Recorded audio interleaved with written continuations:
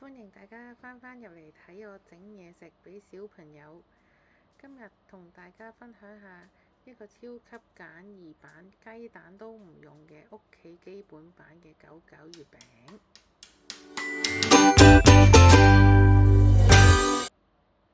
買番薯，咁最好買到橙心嘅番薯啦，同埋紫薯，就唔係紫心番薯，係紫薯。紫薯就乾身啲嘅，屬於淮山科，抗氧化都好好多。然之後就批晒皮啦，咁我通常頭尾都唔要嘅，咁然後我就會切片，因為會容易啲熟。要蒸嘅，我哋要蒸熟佢嘅，因為我哋一陣間要將佢打做一個 mash 咗嘅狀態。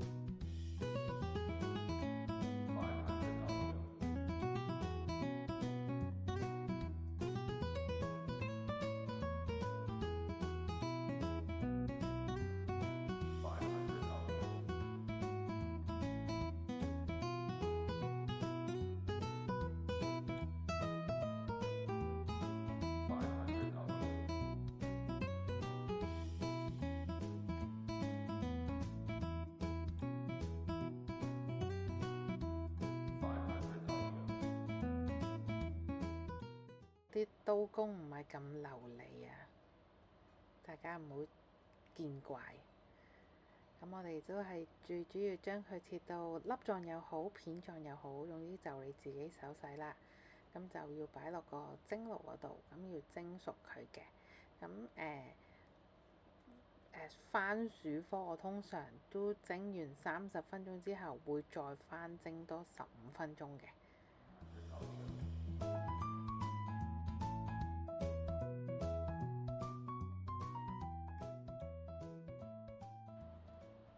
蒸好晒，打完溶之後，咁就加一啲無麩質嘅麵粉啦。咁我就會同佢猜到佢呢好乾身，唔黏手啦。因為我哋會要入個模嗰度嘅，唔黏手呢，咁為之一個好嘅狀態，就方便大家去甩模嘅。咁然後呢，就好似屋企老人家包雲吞咁樣，就將佢猜到一個波，然後再壓翻開中間，咁就再擺啲餡落去。咁啲餡呢，我今次係用咗鱷魚肉，咁因為嚟緊轉天氣啦，咁同埋低敏低脂，蛋白質又係靚嘅，咁就用咗鱷魚肉，咁都係蒸熟咗佢嘅，跟住打爛，然之後呢，就放喺個皮中間，慢慢包起佢，要包到佢密晒喺中間嘅個心，好似湯圓咁樣，咁就再搓圓佢，搓到佢圓碌碌，塞得入個模具。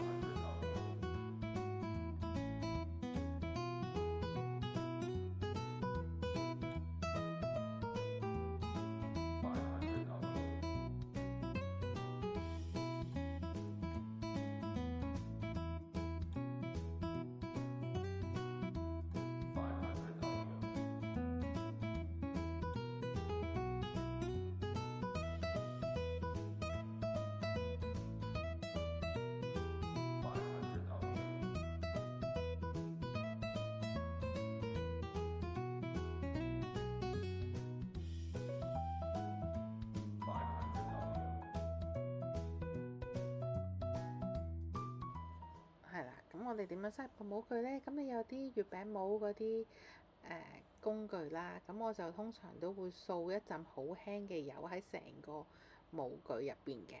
咁因為方便啲會甩帽，咁就會甩得靚啲。係啦，你會見到我喺度掃油，然之後將呢個波波按翻佢嘅大細，塞翻入去佢個模具入邊，壓幾下，逼晒啲空氣出嚟，就可以甩帽啦。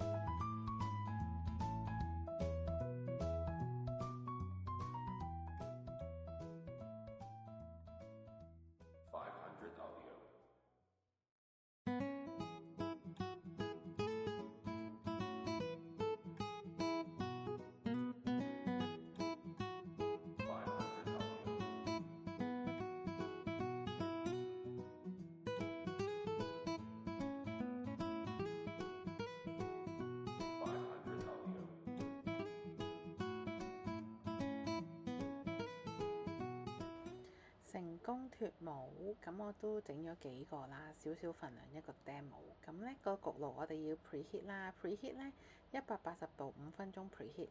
咁但係要焗熟佢呢，我就用咗180度焗咗25分鐘。佢響機叮咗之後呢，我再喺入邊焗多佢5分鐘嘅。然之後夠鐘就可以拎出嚟啦。今次我冇落蛋嘅，因為喺颱風嘅時候，我係買唔到日本蛋，咁所以我就放棄咗用蛋。咁但係都 OK 嘅，用蛋個蛋黃呢，其實就係令佢個色澤靚啲咁樣咯。你會見到焗咗出嚟，其實都 OK 㗎。咁我自己都試咗一個，啲皮就煙韌，咁我就會搣開佢攤凍俾啲小朋友食。喺我搣緊嘅同時，其實我腳邊已經有8粒小朋友喺度頭惡惡咁等緊。呢個係簡易屋企版，咁大家如果想整俾人送禮啊，或者係當一啲朋友仔，你哋開 party 想整啲嘢食去呢，你可以配唔同嘅材料。咁記得要問下當中有冇小朋友係會有食物敏感啦。如果有食物敏感，就要避開嗰啲食材啦。攤凍晒佢，咁我就會派俾佢哋食㗎啦。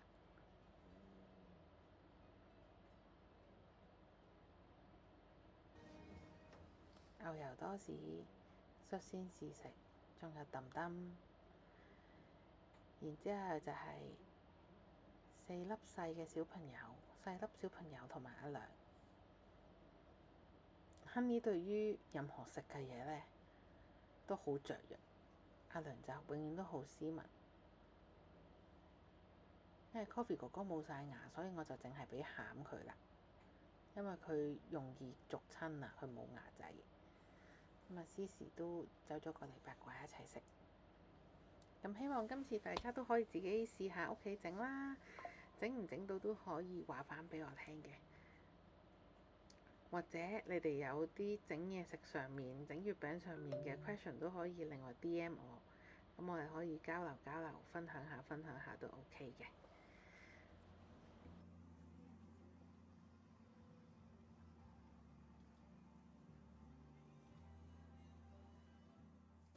希望呢個 video 你哋鍾意啦，咁你哋俾翻啲 feedback 我，咁我又再諗下有啲咩題材再可以拍下俾大家睇。Thank you，下條片見。